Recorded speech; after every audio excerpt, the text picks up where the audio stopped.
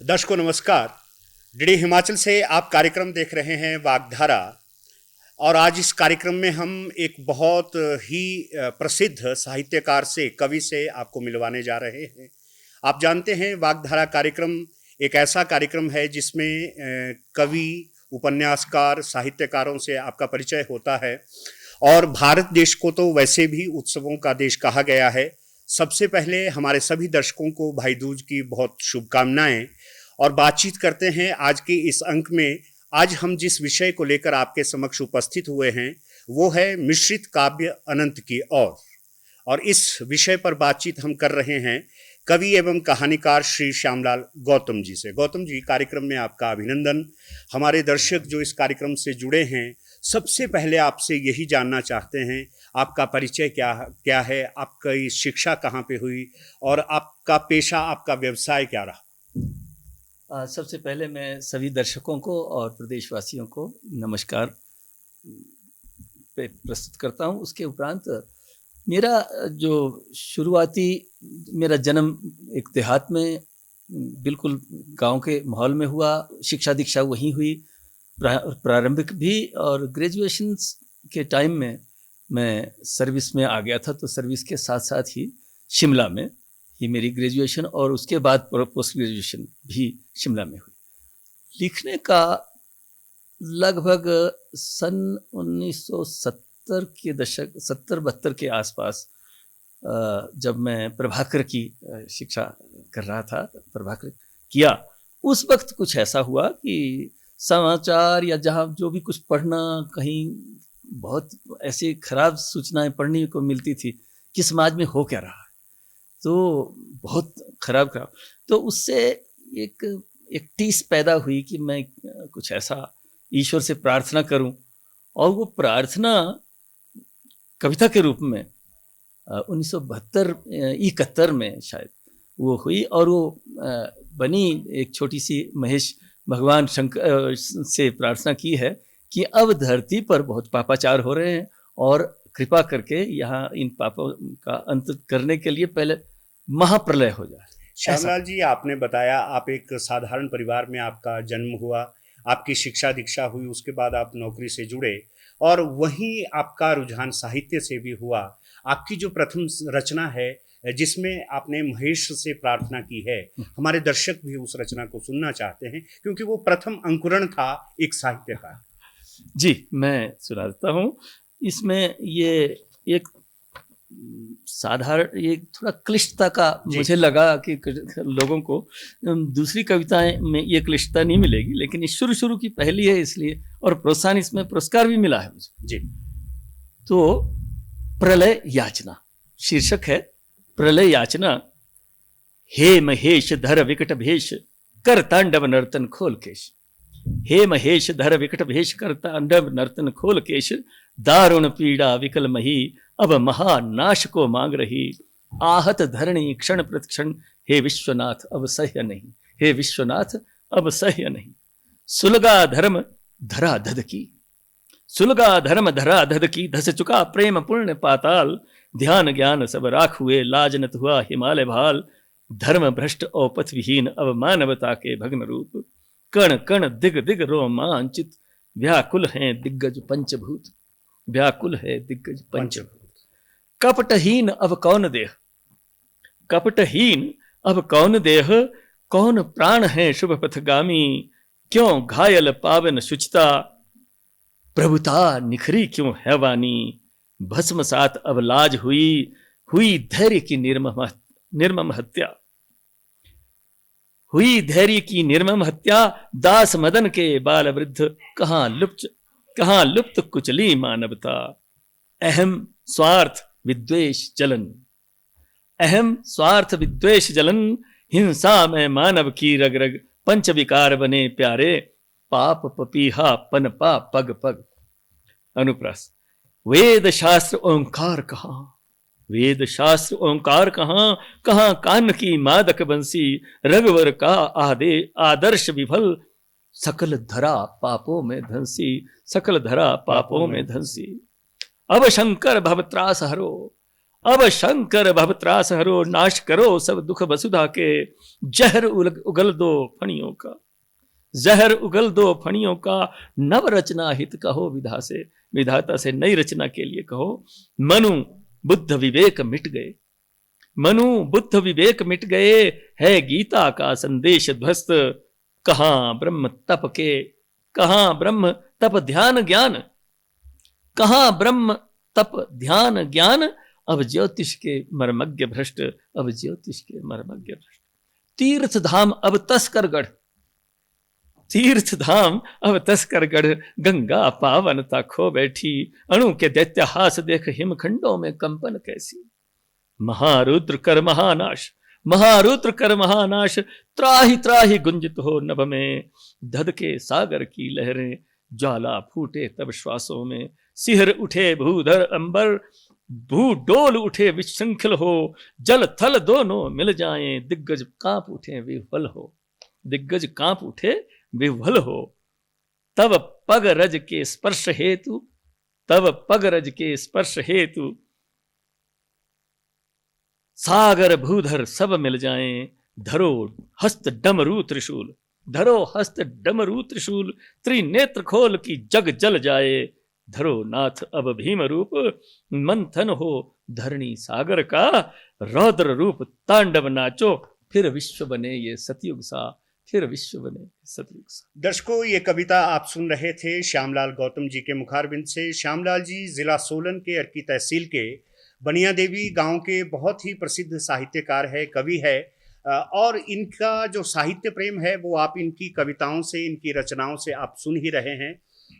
आपने अभी जिक्र किया कि आपकी जो नौकरी है वो सतलुज जल विद्युत निगम में, एसजीवीएन में आपकी नौकरी रही है, और वो जो विभाग है वो बिजली का विभाग माना जाता है। क्या कभी ऐसा भी आयाम जिंदगी में आया कि आपने बिजली के ऊपर कोई रचना लिखी? हाँ जी जी, ये उससे पहले मैं इलेक्ट्रिसिटी बोर्ड में रहा जी, और ये शायद लगभग 80 के दशक की बात रही होगी, जिन दिनों टेलीफोन ये जेब जेब में तो होते नहीं थे, और वो किसी के टेबल पे रिक्वेस्ट करके किसी के टेबल पे जा करके घुमाना होता था। तो मैं वो फ़ोन रिक्वेस्ट करके, हमारे चीफ इंजीनियर साहब शायद एक थे या एससी साहब, तो उनकी टेबल पे उनसे इजाज़त लेके कोई फ़ोन अपने किसी को कर रहा था, और बात वहाँ कविता की चली, कुछ थोड़ी सी हल्की सी, धीरे धीरे मैं उनसे बात कर रहा। उन्होंने वो सुन ली, उन्होंने कहा कि आप लिखते हो? तो मैंने कहा जी कभी थोड़ा बहुत, मैं बहुत ज़्यादा अच्छा कवियों में तो नहीं हूँ, लेकिन तो अरे लिखो, आप अपने इलेक्ट्रिसिटी पर लिखिए, बिजली के बारे में कुछ लिखिए ना, हमारी पत्रिका छप रही है उसमें। तो मैं कहा जी कोशिश करूँगा, ज़्यादा वायदा नहीं कर सकता। तो मैंने कोशिश करके 2 रचनाएं बिजली के बारे में तैयार की, और उनको 3-4 दिन बाद दी। मैं कहा जी 2 हैं, उनमें से जौन सी आपको अच्छी लगेगी वो कर लेना, छाप लेना। मैं 1 हफ्ते बाद जब दोबारा गया, मैं कहा जी कोई अच्छी लगी उसमें, नहीं तो मुझे वापस कर दो, अगर एक कोई छपनी है कि नहीं, नहीं वो तो दोनों छप गई। तो मुझे बड़ा अजीब लगा कि ये दोनों, मैं डरते डरते ये दी थी कि शायद इतनी अच्छी। उनमें से एक रचना मेरे पास है जो ऐसी क्लिष्टता उसमें नहीं मिलेगी, वो थोड़ी सहज है, और बल्कि सब टच उसमें अंग्रेजी के भी हैं। आहुति। बिजली जब जाती है तो आमतौर पे लोग बड़े नाराज होते हैं, और क्या कहते हैं देखिए। आहुति शीर्षक है कविता का। माइक वो बैंड के शोर में, ड्रिंक के दौर में, शादी के जश्न में सब किरकिरा हो गया, लाइट चली गई। माइक वो बैंड के शोर में, ड्रिंक के दौर में, शादी के जश्न में सब किरकिरा हो गया, लाइट चली गई। ओहो, ये बिजली वाले मर्दुए मुंह काले, इन्हें भी आज ही मरना था, सारा मजा खराब करना था। गालियों की पड़ी वर्षा, अपनों ने भी नहीं बख्शा। उधर उसका दूसरा पहलू देखिए। उधर तूफानी रात में टॉर्च लिए हाथ में, लाइनमैन लटक गया, किसका सिंदूर उजड़ा कौन जाने। उधर तूफानी रात में टॉर्च लिए हाथ में, लाइनमैन लटक गया, किसका सिंदूर उजड़ा कौन जाने। प्राणों की आहुति कितने अनाथ छोड़ गई कौन जाने। फिर कौन लाया कब या कैसे लाया बिजली कौन जाने। राहत के चंद नोटों से मूक हुई विधवा, राहत के चंद नोटों से मूक हुई विधवा, भरी जवानी में लाडले अनाथ विवश नादानी में। फिर वही जश्न वही धूम, रहा इतिहास मौन, रहा इतिहास मौन। श्यामलाल जी की ये जो रचनाएं हैं, हमारे दर्शक इससे मुखातिब भी हो रहे हैं। कवि बहुत सुंदर कटाक्ष करता है समाज के ऊपर, जो समाज में बुराइयां व्याप्त हैं उनको अपनी रचना के माध्यम से हम समाज के सामने वो पेश करता है। और बहुत बहुत चोट कई बार कवि के शब्द समाज को दे जाते हैं।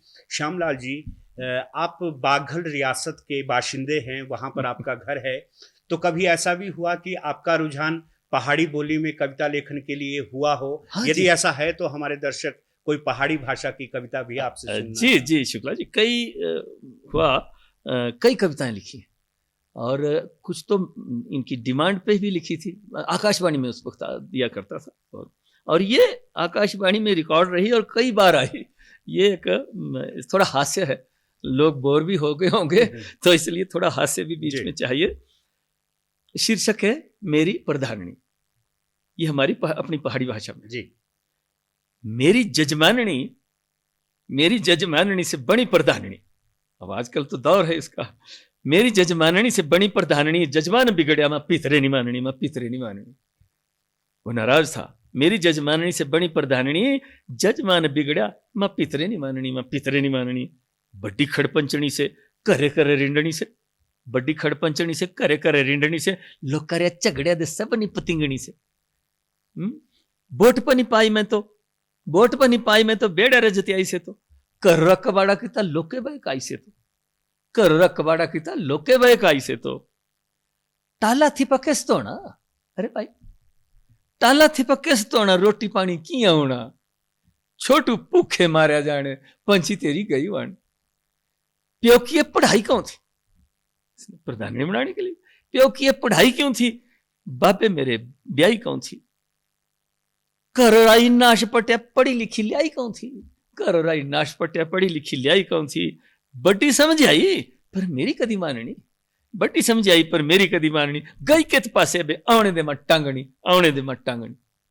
जितना ही समझ आया जजमान ने ताव खाया, जितना ही समझ आया जजमान ने ताव खाया, पितरों ते डांग ले आया, मुच्छा भी मरोड़ी ले आया। तिथने गुलाबा आया, पारलेरा बाबा आया। गांव का परिवेश। तिथने गुलाबा आया, पारलेरा बाबा आया, तनुरी ताई आई, बड़ी परजाई आई, फूला रहा आरा बिचे, जण सारा कारा बिचे, आई प्रधाननी से जिंदाबादी नारिया बिचे, आई प्रधाननी से जिंदाबादी नारिया बिचे। लडुआरे छापे आएगा, वो खुशी की बात है। लडुआरे छापे आएंगे, क्यों रे दो ढपे आएंगे, आंगणोरिया रौनका दे जजमानो बारे लेगी मनामनुक, आंगणोरिया रौनका दे जजमानो बारे लेगी। अपने विधायकों के लैया केरी की, अपने विधायकों के लैया केरी की, बीडीओ तहसीलदार चली आए सुनी की। खुशियारे मौके पांदे, चाय पानी पींदे पड़े आंदे। विधायक जी पटाए गए वापसिया जांदे, विधायक जी पटाए गए वापसिया जांदे। अधबनी सड़का दे डोरुआरे उजरो खे, लोगों का उजर था कि हम नहीं जाने देंगे। अधबनी सड़का दे डोरुआरे उजरो खे, बंजर दलाना मान्या, सारा गांव तेबू मान्या। समझी लो बनी जाना सड़कारा टोटा है बे, सेंटर सलाइयारा भी पट बनी जाना है बे। अब जब ये कमिटमेंट हो गई, जजमान ने खुशियां दे चक्की जजमाननी, वो जुग जुग जिंदी रहो मेरी प्रधाननी हो, मेरी प्रधान। जजमान ने खुशियां दे चक्की जजमाननी, जुग जुग जिंदी रहो मेरी प्रधाननी हो, मेरी प्रधाननी। तिथने जगाली दित्या, सीन तो कुछ और ही हो गया। तिथने जगाली दित्या, जजमान ने ठवाली दित्या। अच्छी प्याग हुई गी मित्ता, खिंटू पोरे शेटी दित्या। ये बूबी सराणे जाफी जजमान ने दे राखी, ये बूबी सराणे जाफी जजमान ने दे राखी। सुप नहीं बनी सको मेरी परदानियों, मेरी परदानी सुप नहीं बनी सको मेरी परदानी। वाह, क्या बात है। दर्शकों, ये जो संकलन आप सुन रहे हैं, ये वो परिश्रम है जो एक ग्रामीण परिवेश में पैदा हुए साहित्यकार, जिनकी यात्रा बहुत लंबी थी और जो अपने शब्दों से समाज को चेताना चाहते थे। डीडी हिमाचल से आप कार्यक्रम देख रहे हैं वागधारा, और आज हम बातचीत कर रहे हैं मिश्रित काव्य अनंत की। और हमारे साथ उपस्थित है श्री श्यामलाल गौतम जी।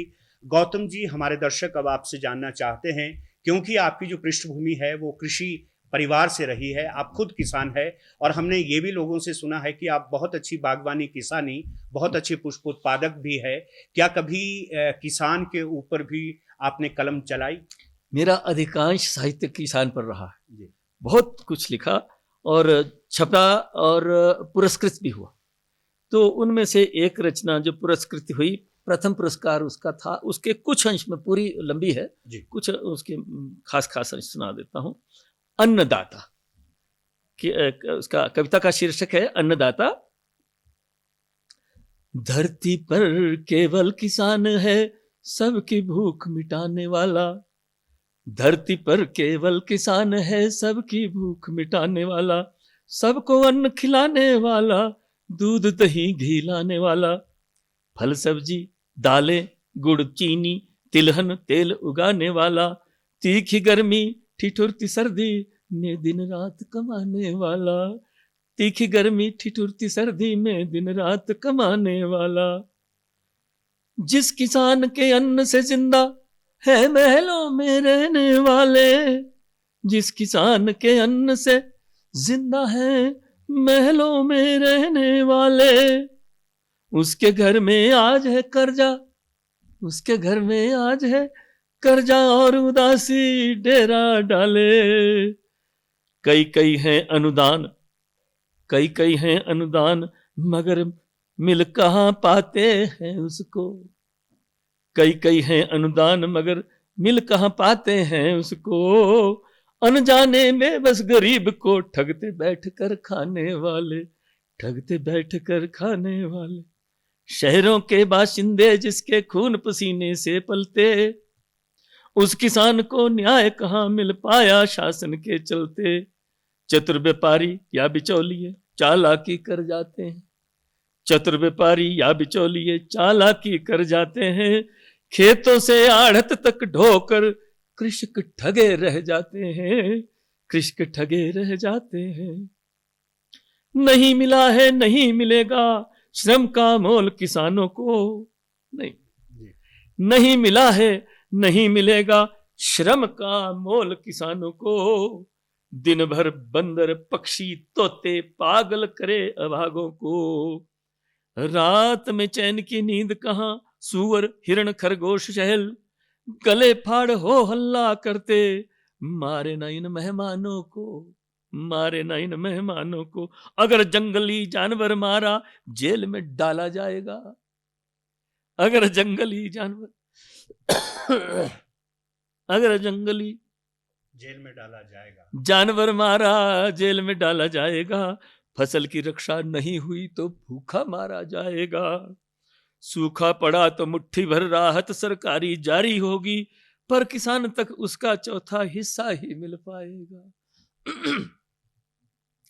धरती पुत्र जो अन्नदाता है सबकी सच्ची माता है, आज हताशा और निराशा में जीता पछताता है, आज हताशा और निराशा में जीता पछताता है। पुरखों ही से मिली गरीबी भ्रष्टाचार की ग्रास हुई, कितने आत्महत्या कर गए, कितने आत्महत्या कर गए किसान, कर्ज न जिनसे अदा हुई, कर्ज न जिनसे अदा हुई।